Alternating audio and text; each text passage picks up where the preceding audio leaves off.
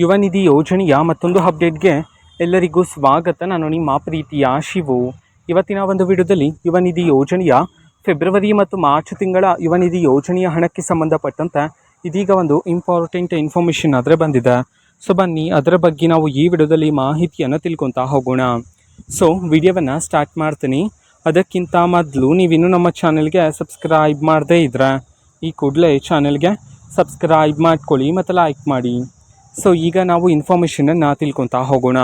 ಹೌದು, ಇದೀಗ ಯುವ ನಿಧಿ ಯೋಜನೆಯ ಫೆಬ್ರವರಿ ಮತ್ತು ಮಾರ್ಚ್ ತಿಂಗಳ ಯುವ ನಿಧಿ ಯೋಜನೆಯ ಹಣಕ್ಕೆ ಸಂಬಂಧಪಟ್ಟಂತೆ ಇದೀಗ ಒಂದು ಮಹತ್ವದ ಮಾಹಿತಿ ಆದರೆ ಬಂದಿದೆ.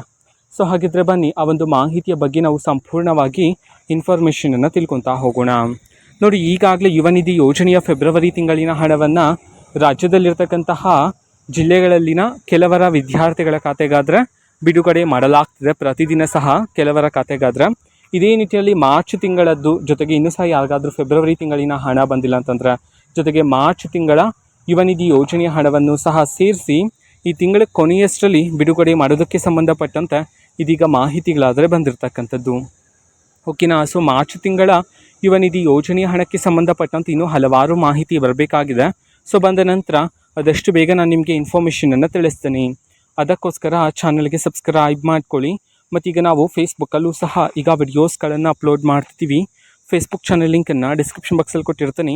ಕ್ಲಿಕ್ ಮಾಡಿಬಿಟ್ಟು ಫಾಲೋ ಮಾಡಿ. ಓಕೆನಾ. So thank you, bye.